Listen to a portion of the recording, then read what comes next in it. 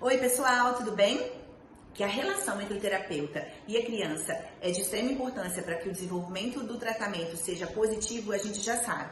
Mas aí, o que está em torno dessa relação aí que precisa ser trabalhado? Como será que a gente deve atuar com a criança para ter aquela ligação e a terapia então fluir adequadamente? Bora descobrir comigo? Vamos lá!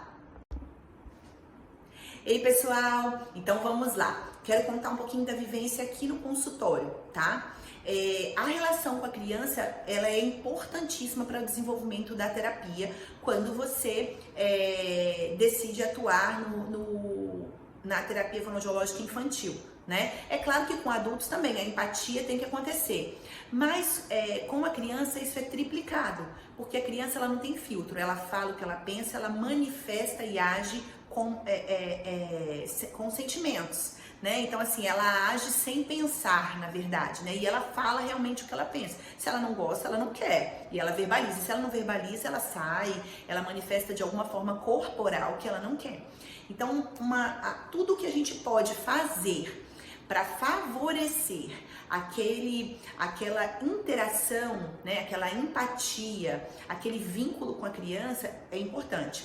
Então aqui eu procuro ter um consultório muito voltado para alegria, tá? E ao mesmo tempo tranquilidade. A gente sabe que o azul traz muita tranquilidade, ele remete a bem-estar, e o amarelo traz para a questão da atenção, da alegria, então costumo misturar muito isso aqui. Claro que eu uso outros tons também, tá? O cinza entra também em algumas situações aqui, o branco, o bege também entram, né? Assim, até para quebrar, mas eu dou uma priorizada nessas cores.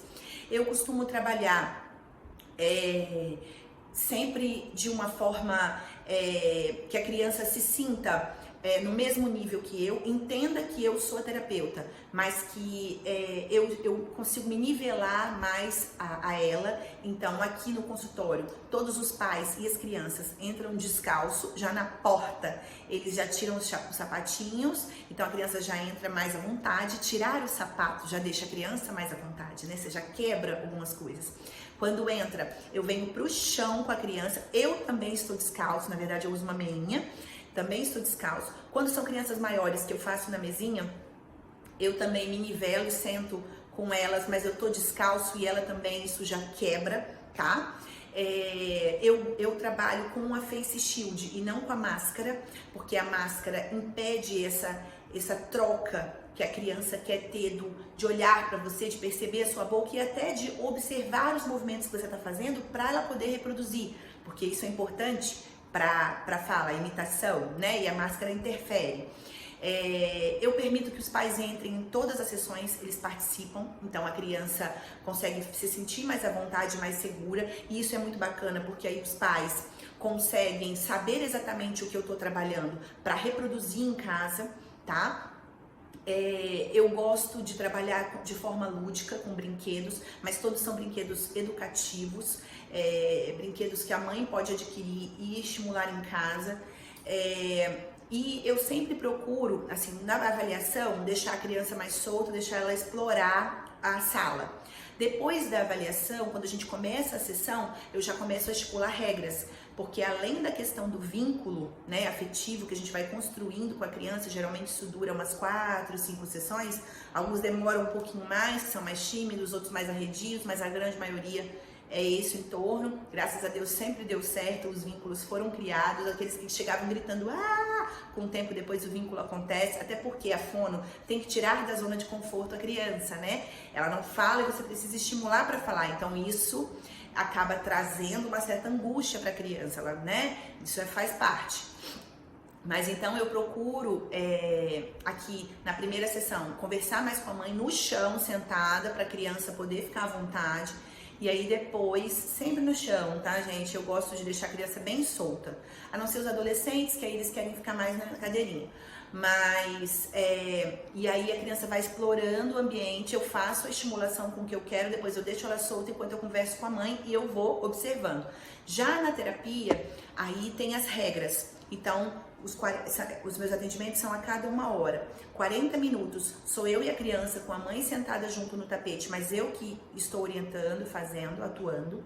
A criança quer sair, quer parar, quer isso, eu converso com a mãe carinhosamente abraça, segura e a gente continua, porque a regra e os limites fazem também o vínculo acontecer, porque isso é importante, a criança precisa disso para poder amadurecer, isso é importante, tanto que os meus pacientes ficam chorando, bravos no começo, e depois mesmo assim as mães falam, nossa, tia Marcele, mas já chega, já vem para a porta, já entra, eles querem voltar, porque eles conseguem perceber com o tempo que esse impedimento que eu dou, né, de regras em alguns momentos, eles são importantes para eles conseguem perceber que eu sou afetiva e carinhosa ao mesmo tempo, mas que eu também imponho limites. Isso é importante para a terapia, é importante para a atenção, para a concentração, para ele olhar, para ele imitar, para ele seguir os comandos, etc. E aí ajudar a falar os comportamentos pré-requisitos de fala, eu falo isso lá no meu workshop, né? Comportamentos pré-requisitos de fala. Então, eu procuro deixar a criança os 40 minutos fazendo a estimulação conforme eu direciono, faz um, a gente guarda, pega o outro, faz um, a gente guarda, pega o outro. A criança me ajuda a guardar, para entender que a gente começa e termina as coisas. Depois dos 40 minutos é a conversa com os pais, com a mãe, com os pais, enfim. E aí eu falo que é a hora da bagunça. Aí eu libero a criança e falo, muito bem, você fez tudo hoje, então você tem direito à caixa da bagunça. E aí eu tenho uma caixa específica com brinquedos aleatórios, onde ela pode realmente bagunçar enquanto eu converso com a mãe os 20 minutos restantes, tá? E aí o que acontece? Nesse meio tempo, aí ela dá uma relaxada daquilo que a gente forçou um pouquinho no começo. E ela sabe que ela só vai ter direito àquela caixinha da bagunça após ela cumprir o nosso combinado. Mesmo que ela não consiga emitir, tá, gente? Não é isso. Mas é começar e terminar atividades. Porque inicialmente uma criança que não fala não vai sair falando assim, né? São estímulos, mas ela entender que ela começou e terminou uma atividade que eu executei, que depois daquele tempo certo da atividade é que ela tem direito a brincar. Então isso faz toda a diferença. Eu não deixo aqui no consultório um monte de brinquedo espalhado, tá? A gente tem regrinhas, fica tudo que eu preciso usar no atendimento fica guardado, eu vou tirando aos poucos e eles sabem, ó, esses aqui atrás são decorativos, não pode mexer. Eu sinalizo essas coisas, tá? Para a criança entender os limites, as regrinhas. Mas eu tenho uma caixa da bagunça que um outro dia eu posso mostrar para vocês. E aí ali eu deixo brinquedos bem aleatórios, soltos, né? Para meninos e meninas. E ali eles podem fazer a bagunça. Então eles têm os brinquedos da bagunça e os brinquedos da estimulação.